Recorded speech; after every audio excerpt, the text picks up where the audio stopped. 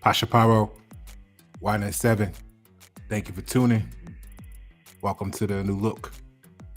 Okay, so go over a couple things here with you real quick. Today we're going to be talking about the Fednow and social credit score. All right. Y NET 7, free minds. Okay. Let's get together. Let's build. All right. So what we got here, what I want to go over first of all is you may or may not have heard. Let me just take a moment here. So I know I haven't been going like live with this for a while. I've been just uploading videos. I want to connect with you, give you the opportunity to engage a little further, and all that good stuff. So feel free to actually comment in the chats. This is on Facebook and YouTube right now simultaneously. So feel free to comment on the live video, and your comments will appear here, and we'll go from there. Okay. So let's see here. Let's get back. Got some new tools to learn and stuff. So we're gonna grow and develop this organically. All right. All right. So what I want to go over first is let's look at what we're talking about here, which is Fednow. We'll go to their website. We'll check it out. This is with the Federal Reserve. So as you can see, they got instant payments. But what does that really mean for the average person? You know what I'm saying? Let's take a look at this here real quick. Give me a second.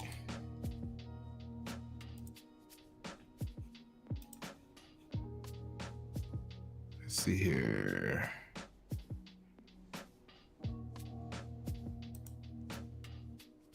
First of all, I mean, you kind of already know what instant payments are, right?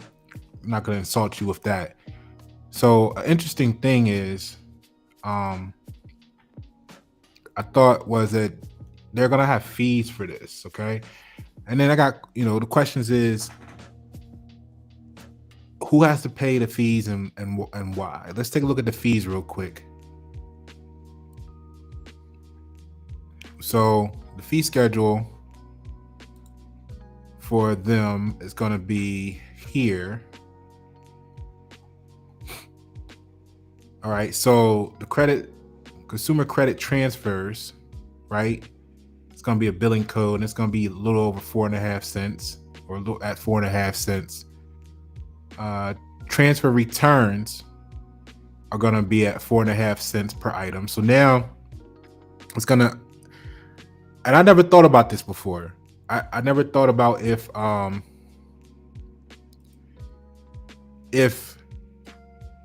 you know that when you use your card places, the business or organization pays a fee for that service of processing that transaction. I never really looked at it the same for a return. So think about, like, they're starting off at 4.5 cents. Doesn't mean they're going to stay at 4.5 cents. And then how does that incentivize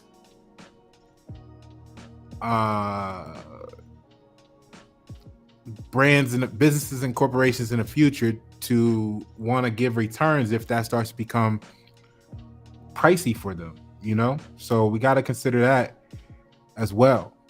All right. If you're just tuning in, today's topic, Fednow and social credit scores. Okay. Feel free to comment wherever you're watching, and we'll review. So let's go back to this fee structure here.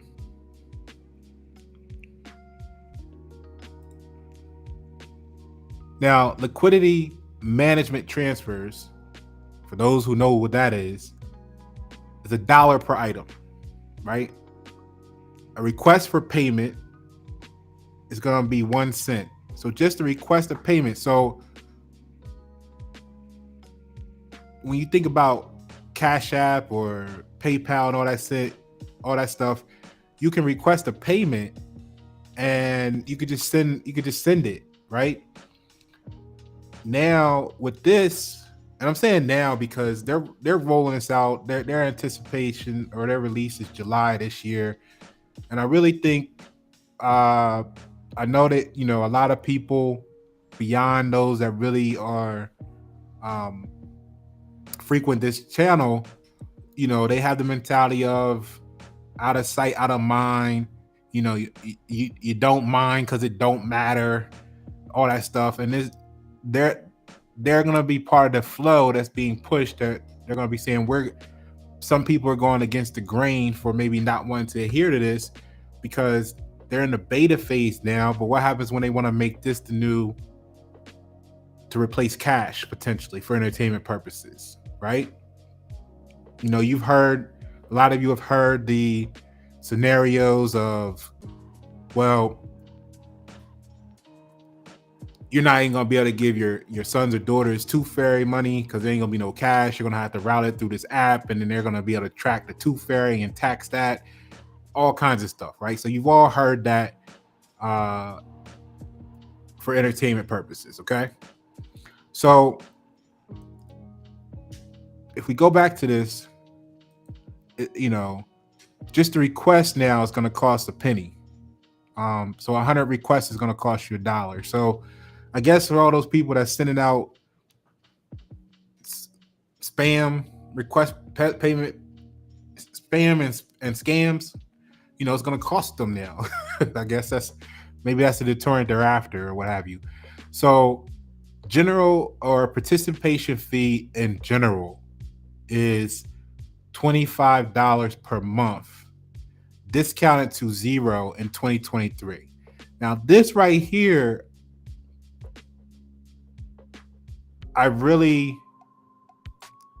for those that want to be involved and participate in this, I think that is something that's really, really a good question, because is it going to be just the businesses or the corporations or the organizations that are going to want to are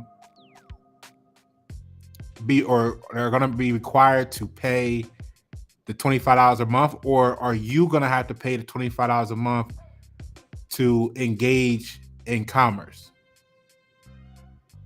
And again, think long term. Don't just think about right this moment. Okay? Because right now they may be saying, oh, it's free, and then rolling out a couple businesses are going to have it. Probably the government employees are going to be required to use it for their pay and stuff, to get paid and to make payments, etc. But understand this is probably for entertainment purposes, a test to see, you know, when they're going to roll out the whole thing for everybody. So now if they're looking at charging for participation in general $25 a month, are you now going to be required? Is that going to be like the equivalent of Cash App charging you $25 a month just to have it? And you're gonna, and then what if they make it mandatory? You know, so think about it like that. If you're just tuning in, we got a new system here. Feel free to put your comments in, ask some questions, and let's see what we can build together as we network on YNET 7. Appreciate you tuning. So right now we're looking at this. The general participation fee is $25 per month.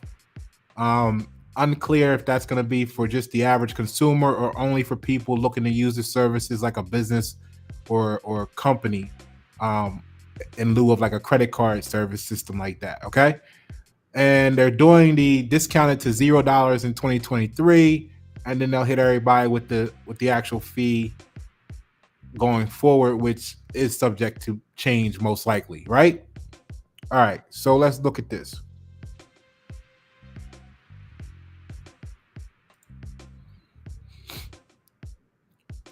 So that's kind of like the fee schedule, right?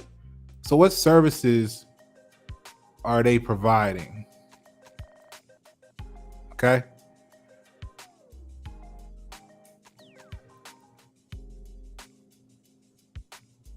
Give me one moment here.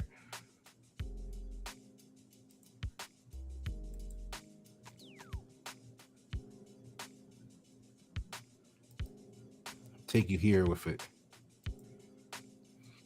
All right. Get this on the screen for y'all. So when we look at it, okay,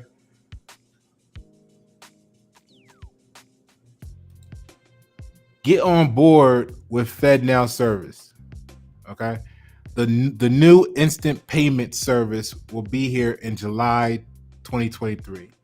And you know, how ironic is it that they're going to use a train in the background there with some nice little high-tech look to it?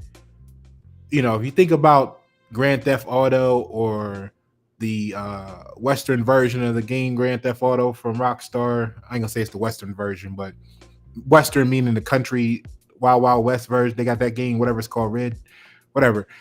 They got the trains on them that can't be stopped. Nothing stops the train, right? So it's kind of like a symbolism right there in itself, in a comedic way of, you know, this is what's coming, whether you like it or not. Okay. And we'll get to a moment of why this is important. Ready to adopt the FedEx Now service? You want to explore instant payments, looking for latest news? Feel free to come here to their account. To this this site here, explore.fednow.org, and look over this, right? I want to share with you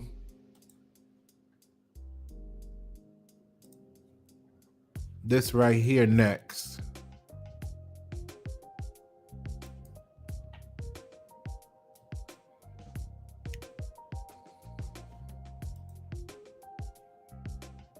Okay, hold on. I'm bringing it up.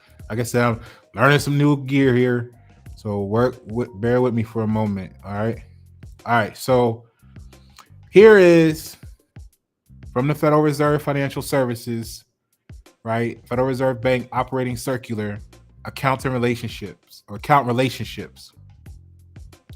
Now, look at the date here, okay? First of all, this is why people think that we're crazy, because we be talking about stuff years before it becomes a thing, and they be like, oh, you conspiracy theorists, and you know, you're crazy, you're worried about stuff that you don't need to worry about, this, that, and the other, blah, blah, blah, blah, blah. And you know, they don't understand that this stuff takes planning and years to roll out, and we're just looking at it ahead of time, right? So with that being said, the date here, right, this was being sketched together, was back in 2013, 10 years prior to the day. All right, this part of it. But anyway, look, so let's go here. This great document. This is on their website too. You can get it, you can review it. It gives you introduction, account relationships, which is what I want us to review today, and a bunch of other stuff, okay? So right here it says account relationships. Introduction. The reserve banks generally maintain no more than one debtor-creditor relationship with a financial institution. Under this structure, an account holder may only maintain a single master account with its administrative reserve bank, unless a specific exception applies as described in Section 2.3. Additionally, an account holder may act as a correspondent by authorizing its administrative reserve bank to settle certain transactions of respondents in its master account. A financial institution's ARB or administrative reserve bank administers all aspects of Federal Reserve account management through an account holder's master account, including balance, administration, overnight overdraft monitoring, daylight overdraft monitoring, and discount window access. So basically what that's saying is that the individual accounts, the master accounts, each bank, each branch, everything that has a relationship, and I'll show you here in a moment when we get to what an institution is. Each of those entities are going to have a master account. So their master account is going to be responsible for all of their bookkeeping, translation into that next level of whatever you want to call this system in relationship to the government. Okay. So that means all your accounts, all your transactions under that entity are going to be able to be monitored and regulated and controlled, etc., etc., etc. Okay. So let's get back to this. So the definitions here: account holder means a financial institution that has opened and maintains a master account with its administrative reserve bank. Now, I think right here, the word institution is kind of important, because what do you call, or what do you consider an institution? All right. Let's take a look at something real quick from the Black's Law Dictionary.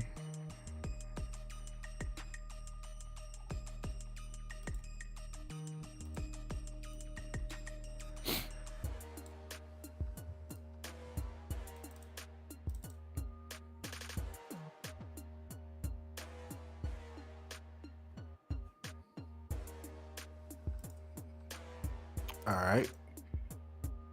So right here, it tells us an institution is the commencement or inauguration of anything. Let's do that again. The commencement or inauguration of anything.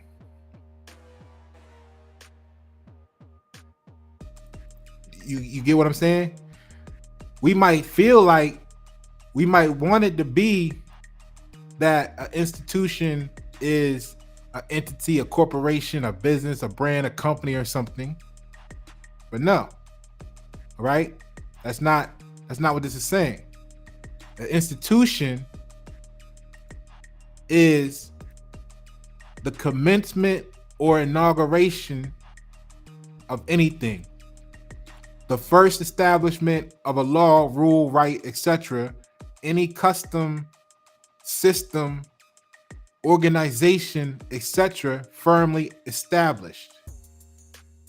An elementary rule or principle. So now, think about these terms where you've seen them before. Are you the principal beneficiary? Are you an officer in this organization for entertainment purposes? What system, right? And it can be custom. So an establishment, to continue here, an establishment, specifically one of public character or one affecting a community. So an establishment, specifically one of public character or one affecting a community, that sounds like everything you ever started in your life, right? A business, a nonprofit. It kind of sounds like any of those would fall under this, including yourself, right? Because don't you have a commencement date, right? Don't you got documentations or some sort that say a start date on it? Because see, remember, it says an institution is the commencement or inauguration of anything. See, let them laugh at why we study etymology and why we look at these terms, because I want you to play around with this on your own time. So the term institution, to continue here, is sometimes used as a descriptive of an establishment or place where the business or operations of a society or association is carried on. At other times, it's used to designate the organized body. Benjamin Rose Institute verses, to give you some case citations there. So in practice, the commencement of an action or prosecution. So basically the commencement or inauguration of anything. So that's physical, tangible. And then in practice, the commencement of an action, which is going to be all your transactions.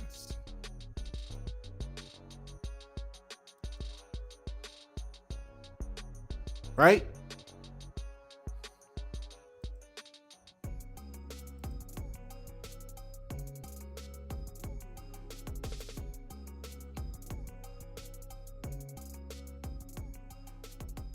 So let's take a look at this.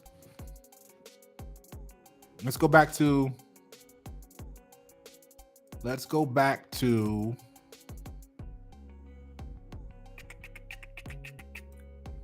here.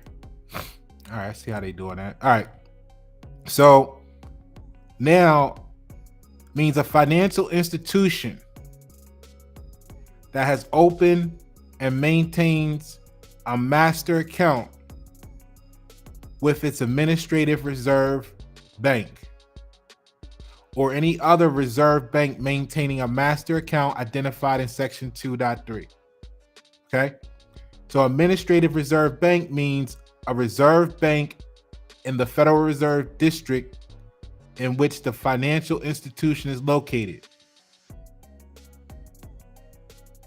Now they're saying financial institution means an institution that is a member bank as defined in section 1, right?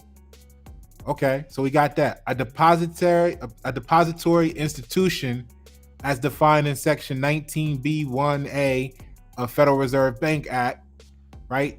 Some more statutes and locations there for you, code locations, generally defines depository institution. All right. To include commercial banks, mutual savings banks, federal savings banks, savings and loans associations, and credit unions.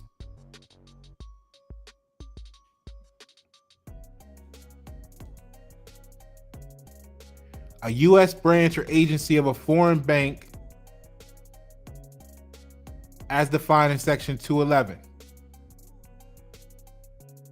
An edge or agreement corporation as defined in section 25A.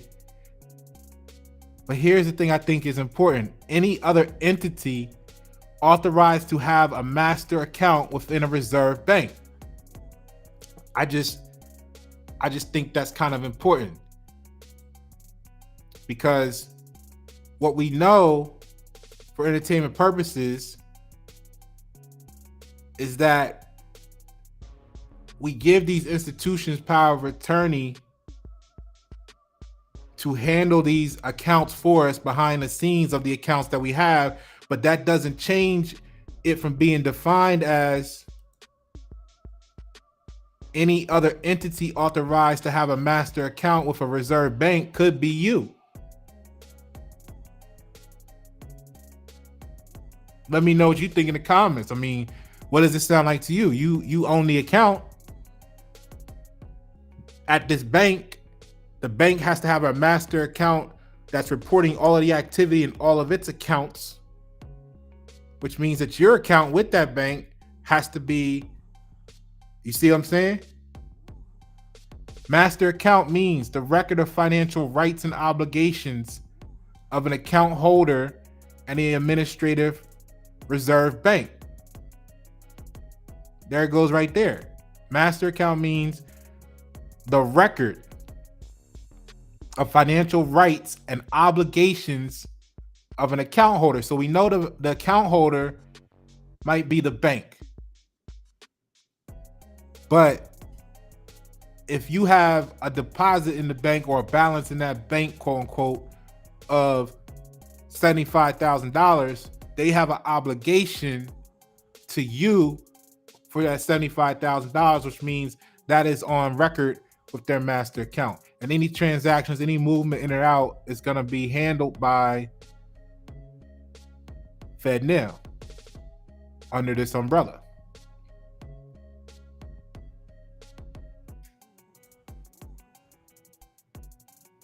Right?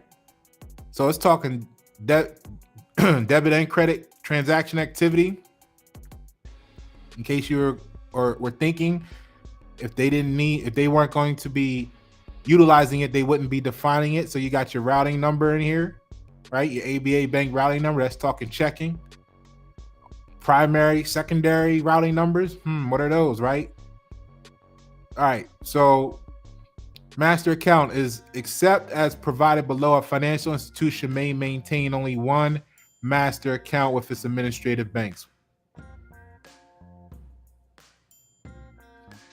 Transaction reporting. A financial institution may request its ARB to have certain of the financial institution's credit and debit transaction activity segregated for reporting purposes. As a general matter, the segregation is based on secondary RTNs used in specific transaction. Secondary RTNs may be used to identify a branch or acquired for merged financial institutions or otherwise identify groupings of debit and credit transaction activity. A financial institution that wishes to establish information reporting by routing number should consult with its ARB for further information on reporting structures that are available at any limits on such reporting. Location of account holders, right? It's all in this document here.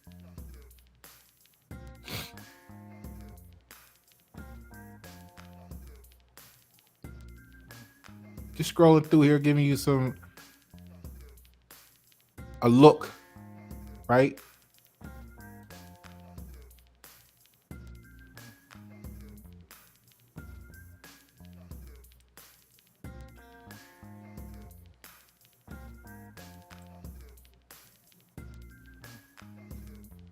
So let's look at what else I got here.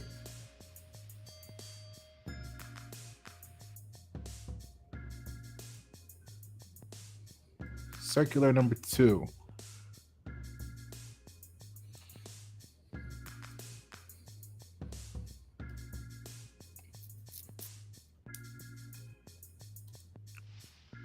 Cash services, okay?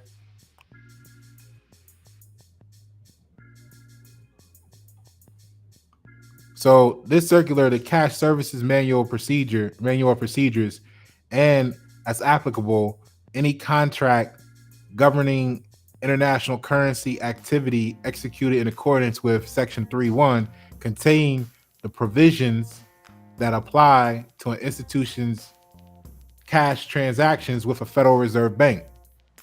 An institution that orders cash from and or deposits cash with a Federal Reserve Bank is, by such action, deemed to have agreed to all the provisions of this circular and of the CSMOP, the Cash Services Manual of Procedures, as they are amended from time to time. Each Federal Reserve Bank has issued an operating circular identical to this one. In the event of any conflict between this circular and the CSMOP, the circular will control. In the event of any conflict between this circular, the CSMOP, and any contract governing international currency activity executed in accordance with Section 3.1, the contract will control. So here are some terms for you. Business week is Monday through Friday, in case you didn't know. Cash means currency and coin.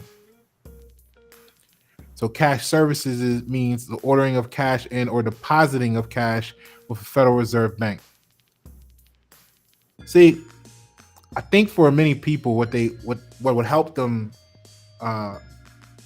be entertained by the topic is you got to start looking at cash as a product. Okay, it's a product. You guys, so a lot of people think that it's money because they haven't read, the Constitution to know what money really is. So they think that what they're passing around that's green with ink on it is money when it's not. So you have currency, which is a product, and what you're doing is you're holding a product of somebody else's. You're making their product popular and in demand, and you're willing to trade what you make with your own blood, sweat, and tears, or what you create, or the thoughts that you have, your intellectual property. You're willing to trade it for another product of someone else's. So that someone else is wanting to know where all their product is at any given moment. Okay? And that's really just what you gotta look at it as.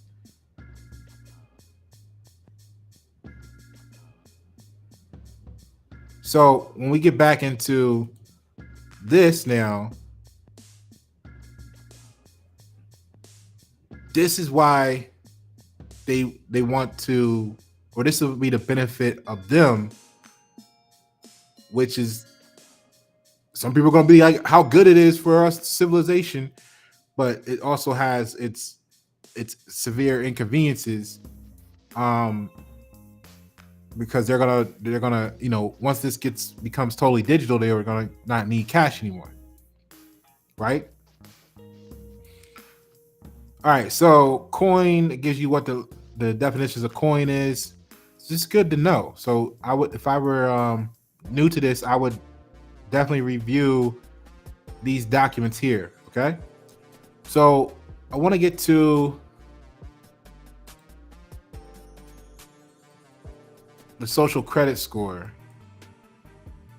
Make sure I covered everything here, because now that you see how the system works that they're setting up, let's look at one that's already established.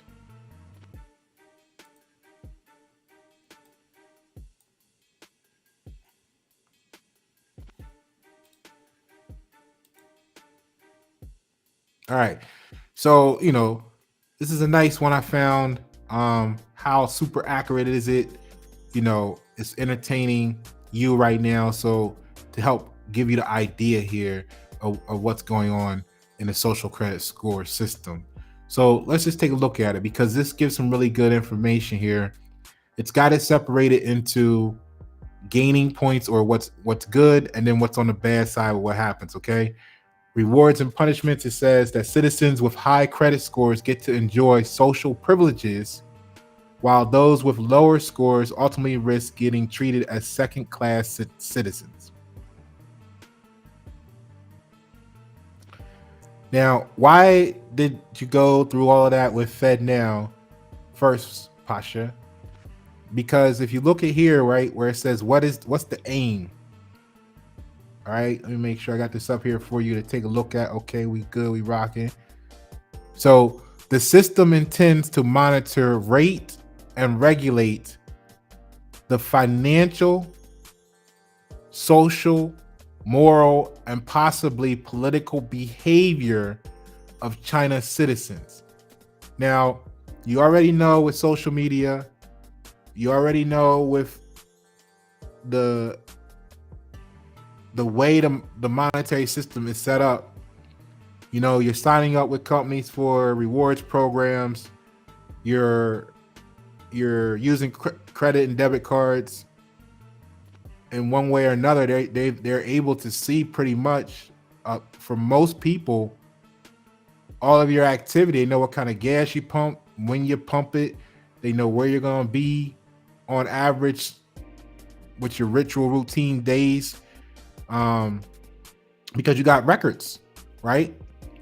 So social media, politically, all that stuff, they already kind of got a good handle on. You're complaining about your cell phone listening to you 24/7. You got Alexa in your house. They know all your thoughts, all your conversations, etc., etc., etc. The last component here, in what the parallel, of the United States is claiming, is the financial portion, right?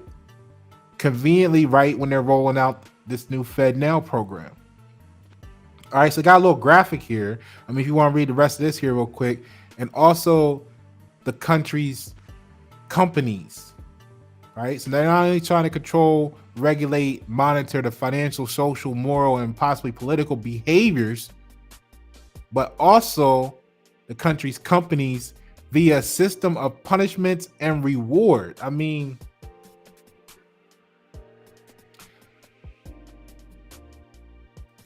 see, this ain't gonna bother nobody that ain't been in timeout on Facebook, right? This ain't gonna bother nobody that you know they gonna be like, oh, right? But for anybody that actually wants to be genuine, right? They might have a problem with it.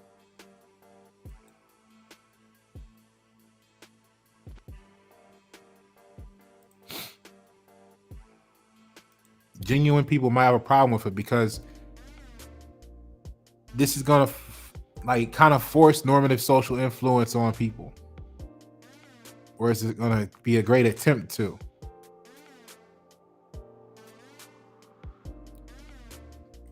Pasha, you know, why were you spending so much time speaking about building a sustainable community for you all these years? Because if you're not sustainable on your own right now, this is what you got to look forward to. And note the dates they're given: 2030 on some accounts.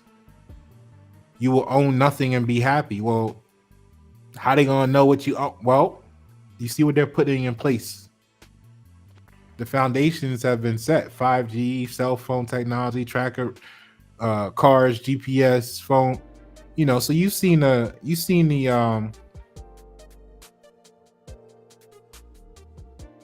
quotes from others that say stuff like, you know, like when the next lockdown happens and they say, hey, you can't go nowhere, but you went anyway. For those that did, I know some of you was like, nah, we're gonna stay down, hunker down. They said don't go nowhere.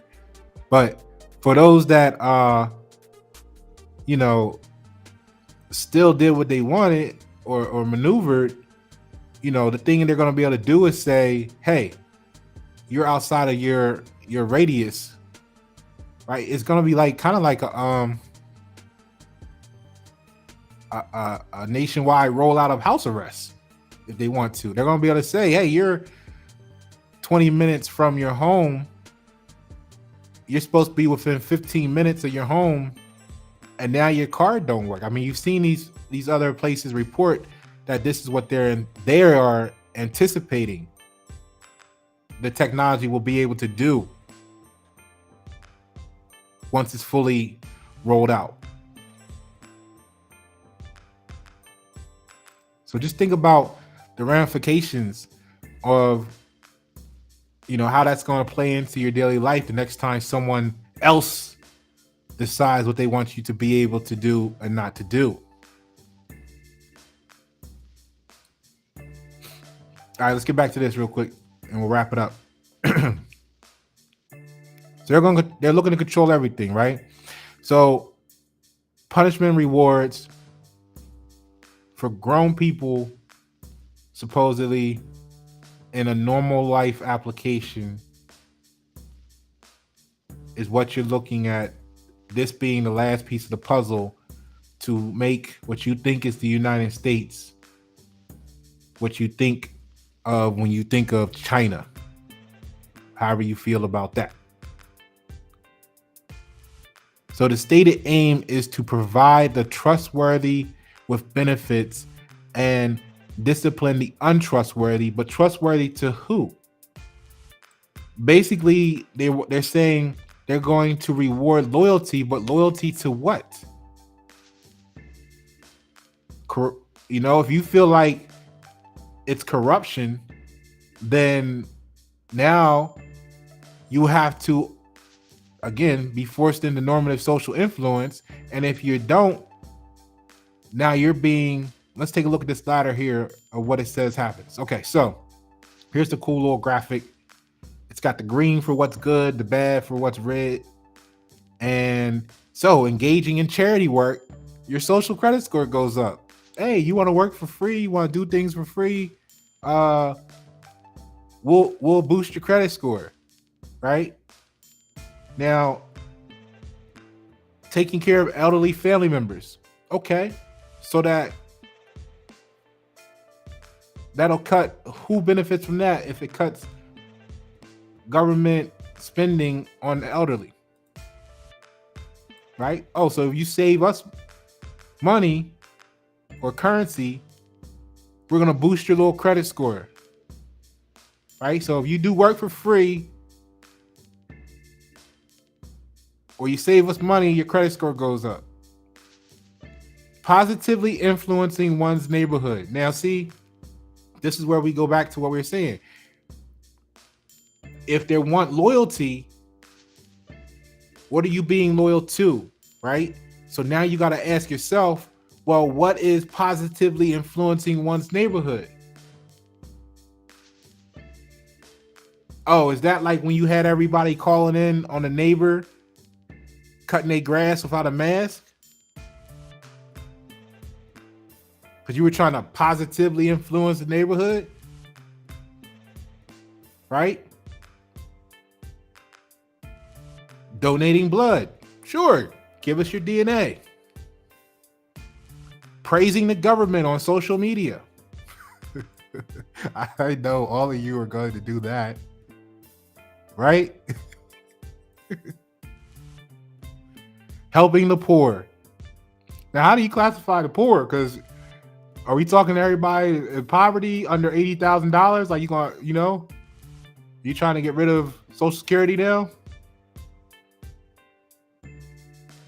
Having good financial credit history. Committing a heroic act. Okay, let's look at some of the negative things. Traffic offenses such as drunk driving or jaywalking.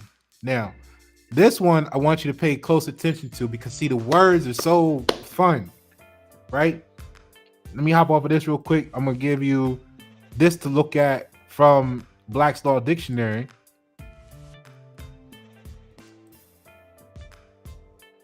Hold on a sec.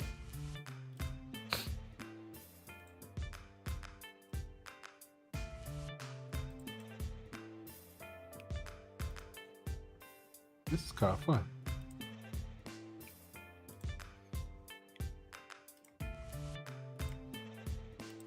All right, there we go.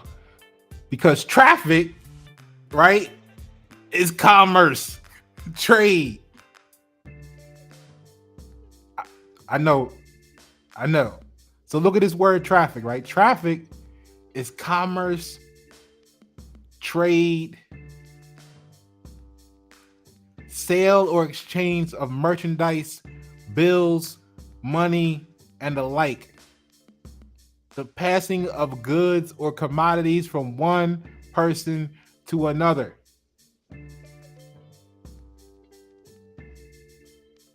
For equivalent in goods or money. Right? So traffic includes, not is or limited to, but traffic includes ordinary uses of the streets and highways by travelers.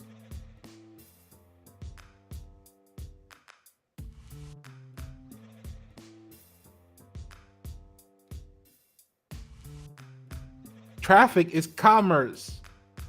Now let's go back and look at this. What did it say?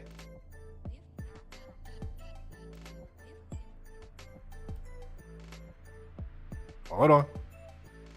Where's it at? Here you go. All right. It says traffic offenses. Now, so what are you going to call an offense in commerce or traffic, which includes but's not limited to what you think of when you think of traffic, which they're really speaking of drivers,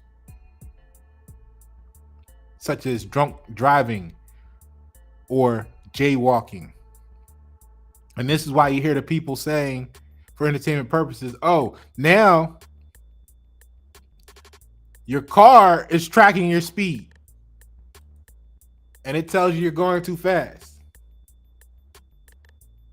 right? or it knows you're going too fast. So now it's not going to tell you necessarily. It can just send a signal on 5G and they can say, hey, you were speeding, auto deduct $25, $50, $100 of your credit, Corbin Dallas multipass, right?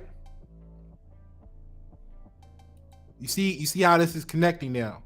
But see, that's what some people are going to argue is, well, that's fine. You shouldn't be speeding. Okay, you show me one person that hasn't gone. Never mind, because I don't even want to know who they are. Because I know some people out there, it's going to be like, I haven't never went more than 10 miles an hour over the speed in my whole life. Right? Okay. Illegally, next one down here. Illegally protesting against authorities. So if you speak highly and praise the government, you get thumbs up, you get extra bonus points, you get perks, you get benefits, you get free Dominoes on the 2nd of every month. Right? But how do you define what is an illegal protest against the authorities? Because remember, they're including your social media. Right? It says right over here, the financial, social, moral, and possibly political behaviors. And your companies. Now you see how to go scroll down YNET 7's, I'm cleaning up the look for you guys. I'm giving you thumbnails. I'm giving you a nice, we're on a new platform here. We're growing for y'all. I appreciate y'all. Stay with me. We're growing. But if you go back and look, right, you can see when we covered this stuff already. PayPal just recently said, oh, if you speak out against whatever, this, that, and the other, your account could be penalized $2,500 during the elections. You already see this in its infancy, in its inauguration. They're coming out the door with $2,500 penalties. What do you think it's going to be 10 years from now when the foot's on the throat?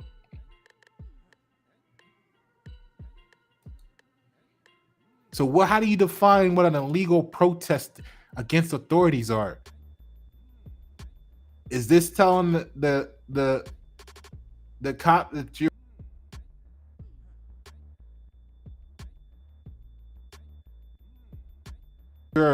a traveler, not a driver? Is this, you can't say nothing when they came in and shot your neighbor after they kicked the door and it was the wrong house? You can't protest that? What is this? What is illegally protesting against the authorities? Not visiting aging parents regularly. So you had an abusive household upbringing.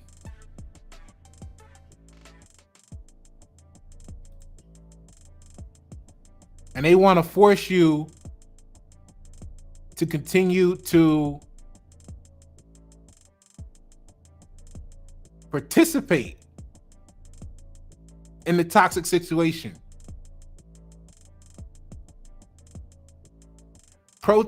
Posting anti-government messages on social media. What is that? Is that speaking out against inflation?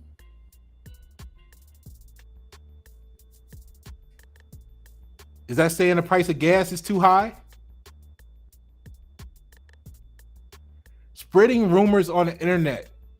Oh, you mean like all these fact checkers they got going on now? You're going to be penalized because you said the truth that didn't show up on their fact check? Insincere apologies for crimes committed.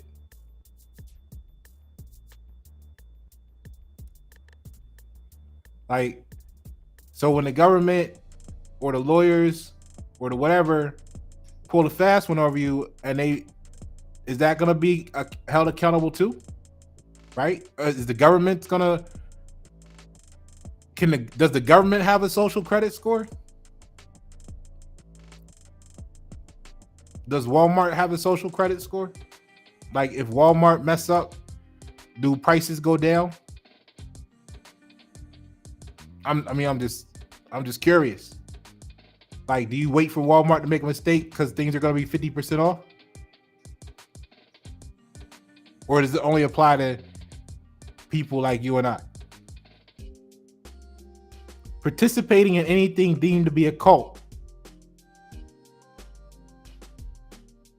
No more basketball practice. Churches beware. You thought you were going to start your own school, didn't you? Cheating in online games. Because I saw somewhere that they even had a thing where they were going to be like, you know, where was it? Was it here? You buy, if you buy books, for example, that's going to be green. That's going to be good. But if you buy video games, like, that's going to be bad. Really, they're to the point where they're telling you buying a book or not, or a video game is going to affect your social credit score. So this is what was the Fednow situation, right? For entertainment purposes, is the missing piece. I'm not even gonna go into the detail. You've seen enough videos out there about how all the crypto people owners are like disappearing, kind of like the holistic people disappeared right before lockdown, quarantine, right?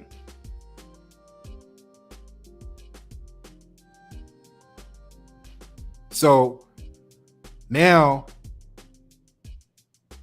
the crypto and the cash people alternatives are disappearing, and then you have Fed, the last piece needed in the United States parallel, so that they have now in place what you see China utilizing to run a social credit score system within their jurisdiction. All right. YNET 7. I know, like I said, we really haven't been able live with each other. I've been just uploading some videos here and there, but I got the new platform for you. So I pull it up here. I know people aren't really engaging with it because they're not used to me being live. Share the content. Know in the future, feel free to hop on here, drop your comments. They're supposed to pop up right over here. Everybody can see them, etc. And we can talk about them and go from there in the future. So appreciate those who've been since day one. Appreciate those who's coming with real intent and genuine. And that's really what it is. We're just gonna keep growing and bringing this content. Look for the next one.